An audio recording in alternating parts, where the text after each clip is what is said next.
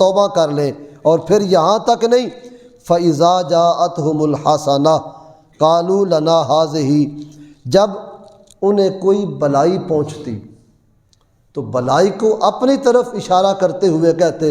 کہ یہ کسی کا کمال نہیں، یہ ہماری اپنی محنت کا پھل ہے، یہ ہماری اپنی محنتوں کا ثمر ہے جو ہمیں دیا جا رہا ہے۔ اور جب کبھی کوئی مصیبت آ جاتی،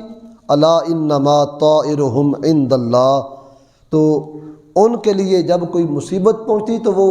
حالانکہ مصیبت بھی اللہ کی طرف سے ہی ہوتی ہے، بلائی بھی اللہ کی طرف سے ہی ہوتی ہے، لیکن وہ کہتے کہ یہ بموسیٰ ومن معہ، یہ جو مصیبت آئی ہے نا، یہ موسیٰ علیہ السلام کی وجہ سے ہے، اور ان کے ساتھ کلمہ پڑھنے والے جتنے لوگ ہیں ان کی وجہ سے ہے۔ یہ بدشگونی یہ ان میں پائی جاتی تھی، اور رحمت عالم صلی اللہ تعالیٰ علیہ وسلم نے مکہ کی سرزمین پہ اعلان نبوت کے بعد جو سب سے بڑا اہم خطبہ توحید کا دیا، اس کے بعد جو دوسرا خطبہ رحمت عالم کا ہے، رحمت عالم نے فرمایا سنو، مجھے اللہ نے ایک اس کام کے لیے بھیجا کہ میں اس کے دین کو غالب کروں، اور دوسرا اس لیے مجھے بھیجا ہے کہ جتنی بدشگونی کے لوگوں کے نظریات ہیں، میں ان تمام نظریات کو ختم کر کے رب تعالیٰ کی تقدیروں کو غالب کرنے آیا ہوں۔ مکے کے لوگ اہل عرب، ان میں بدشگونی پائی جاتی تھی، حدیث پاک میں اس کا ذکر ملتا ہے۔ آج ان میں سے کچھ نہ کچھ حصہ آج ہمارے حصے میں بھی آ گیا ہوا، ہمارے اندر بھی یہ علامتیں پائی جاتی ہیں، ہم بھی کبھی کبھی یہ بدشگونی کا شکار ہو جاتے ہیں۔ حدیث پاک میں آتا ہے، حضرت سیدنا عبداللہ بن عباس رضی اللہ تعالیٰ عنہ تشریف فرمائے، محفل لگی ہوئی ہے تو ایک پرندہ تیز رفتاری کے ساتھ بولتا ہوا گزرا، تو ایک شخص اس نے پرندے کو دیکھا تو خیر خیر کے الفاظ سے کہا کہ خیر ہے خیر ہے، تو حضرت سیدنا عبداللہ بن عباس کھڑے ہو گئے، مفسر قرآن ہے، فرمایا سنو، اس پرندے کے پاس نہ کوئی خیر ہے نہ اس کے پاس کوئی شر ہے۔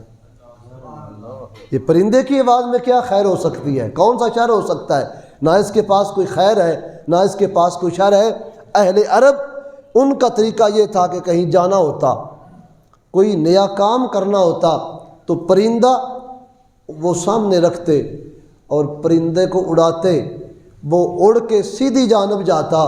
تو سمجھتے کہ یہ کام ہمارے لیے ٹھیک ہے، اگر الٹی جانب جاتا تو کہتے نہیں یہ کام نہیں کرنا۔ اور کئی بار ایسے بھی تھے کہ کوئی ایسا جانور ان کے آگے سے گزر جاتا، دور کے سفر کا ارادہ کر کے کئی میل تک انہوں نے سفر کر لیا ہوتا،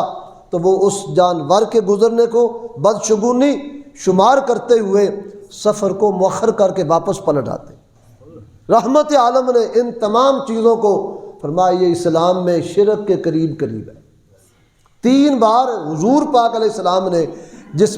جملے پہ زور دیا ہے، فرمایا یہ بدشگونی یہ شرک ہے، 1 بار نہیں 3 بار فرمایا ہے۔ بدشگونی کرنے والا گویا کہ رب پہ اعتماد گھٹ رکھتا ہے اور اس پہ زیادہ اعتماد رکھتا ہے۔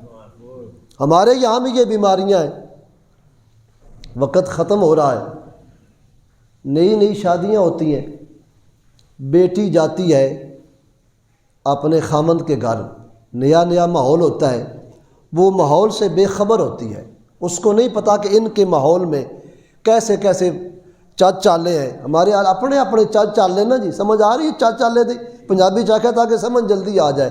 جی، ان کا طور طریقہ الگ ہے، ان کا اپنا ہے دیسی طریقہ، یہ نیا طریقہ لے کے کہیں سے فلسفہ آ گئے تو بیٹی کو سمجھ نہیں نہ ہوتی، تو وہ کوئی تھوڑا بہت غلطی بھی ہو جاتی ہے، آخر انسان کوئی چیز ٹوٹ گئی، کوئی دیر سویر ہو گئی تو پھر گھر والے کہتے اے جدن دی آئی ہے نا ساڈے گھر تے خیر ہی کوئی نہیں رہی۔ میں صحیح کہہ رہا ہوں، ہمارے معاشرے میں یہ بیماری ہے، جب سے یہ آئی ہے نا تو ہمارے گھر میں تو خیر ہی نہیں رہی، ہمارے گھر میں تو پہلے بڑی رحمت و برکتوں تھی۔ نہیں بھائی، اس کے آنے سے نہیں، یہ قدرتی طور پہ ہو گیا ہے، اس کا قدم تو تیرے لیے باعث رحمت۔ اور بیٹا اپنے سسرال کبھی جائے تو وہاں بھی یہ باتیں ہم نے سنی ہیں، اے مڑا جس ویلے آمدا ہے نا ساڈا کوئی نہ کوئی نقصان ہو جاتا ہے جی، ہمارے معاشرے کا یہ حصہ ہیں باتیں. اے مڑا جدن بھی آوے نا ساڈے اساں ویکھیا جی جدوں بھی آوے کوئی نہ کوئی نقصان ہو جاتا ہے. میں نے کہا جب نہیں آتا تھا تب ہوتا تھا تو پھر کون اس وقت کرتا تھا؟ اب تو اس کا گناہ بن گیا. اس سے پہلے بھی تو ہوتا تھا, تمہاری توجہ نہیں تھی, اب ساری توجہ بیچارے اس پر ہو گئی ہے کہ وہ آ جو گیا ہے. تو اس واسطے ایسی باتوں سے ہمیں نکلنا ہوگا, اور پھر ان پر جو نقصانات ہیں انشاءاللہ اگلے جمعے اس کے متعلق کچھ احادیث مبارکہ بیان کی جائیں گی.